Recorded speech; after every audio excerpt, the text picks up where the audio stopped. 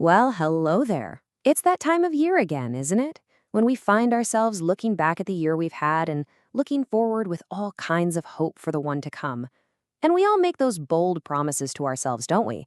But if you're anything like me, you're all too familiar with how those big resolutions can just kinda fizzle out by the time February rolls around.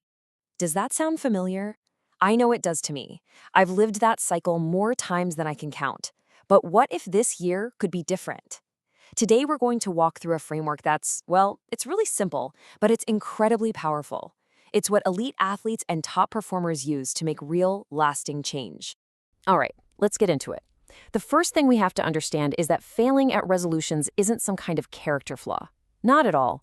The problem isn't us, it's the approach we've been using. We've all been caught in something I like to call the willpower trap. So why? Why do we get stuck in this loop year after year? We start out with so much energy and conviction, and then, before we know it, we're right back where we started. The answer, it turns out, is all about the tool we've been told to use. For years, the advice was just try harder, have more willpower. But here's the secret. Willpower is a finite resource. Think of it like a muscle. Every decision you make during the day, it just gets more and more tired. That's exactly why you can resist temptation all day long, but then that bowl of ice cream at 9 p.m. suddenly feels impossible to say no to. You're not weak. Your willpower is just plain exhausted. The people who really succeed, they don't have more discipline, they just build better systems. So, okay, if willpower isn't the magic bullet, then what is? Well, this brings us to the real heart of the matter. It's a fundamental shift in how you think about your goals. You have to stop focusing on what you want to do and start focusing on who you want to become.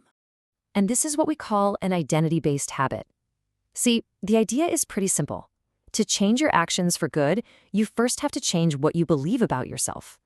All the things you do right now, they're just a reflection of the identity you currently hold. So, real change isn't about hitting some target, it's about becoming a new kind of person. So this is where it all starts, with identity. Not what you hope to do someday, but who you have already decided to be. And this is so important. You aren't just wishing, you are delivering a verdict on yourself. You're not saying, I want to be healthy. You're stating, I am a healthy person. I am generous. I am deeply present with my family. And this is the real power of it. When you get tired, when you're tempted to slip, your feelings don't even enter the equation. The only question you have to ask is, would the person I've decided to be do this? And you know what? The answer is almost always instant. It just cuts through all the noise. Okay, so once you've set that identity in stone, you can build a real, practical plan around it. This isn't just wishful thinking. It's about taking that belief and turning it into something you do day in and day out. Let's look at how we build that system.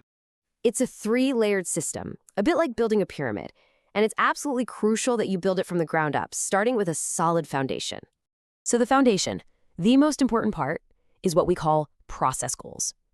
These are the little things, the daily actions, training 4 times a week, writing every morning before you even look at your phone, having that cup of coffee with your spouse.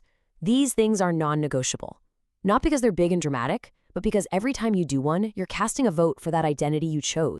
Now, sitting on top of that foundation is the middle layer, performance goals. These are the milestones you can actually control, the ones that measure your effort. Things like saving a fixed amount of money each month, or shooting 10 rounds of golf under 80, or completing 1 book of the Bible each week. These are determined by your effort alone. And if you hit these consistently, the big results, they tend to take care of themselves. And finally, right at the very top of the pyramid, you have your outcome goals. This is the scoreboard at the end of the year. Hitting a specific weight, giving a certain amount to charity, earning a certain revenue. These are important, for sure. They keep the vision clear, but they are the result of the layers underneath, not the thing you focus on every day. And that just says it all, doesn't it? The old way, the way I used to do it, chasing those big outcomes with nothing but willpower, it's a recipe for disaster. This new way is about putting all your focus on the process, on those small daily wins, and just trusting that the rest will follow. All right, so protecting that daily process is everything. And the best way to do that is to build a system around yourself that makes doing the right thing the easiest thing to do. I'm going to say it again because it's probably the most important thing you'll hear today. This is not about being stronger than your temptations. It's about being smarter than them. You don't need more discipline. You just need a better design for your life. So, how do we build that better system? Well, think of it as having 4 pillars. First, there's environment design. You want to go for a run? Put your running shoes right by the door. Make it obvious.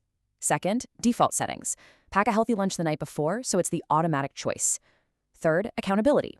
Get a workout partner. Tell a friend your goal. And fourth, habit stacking.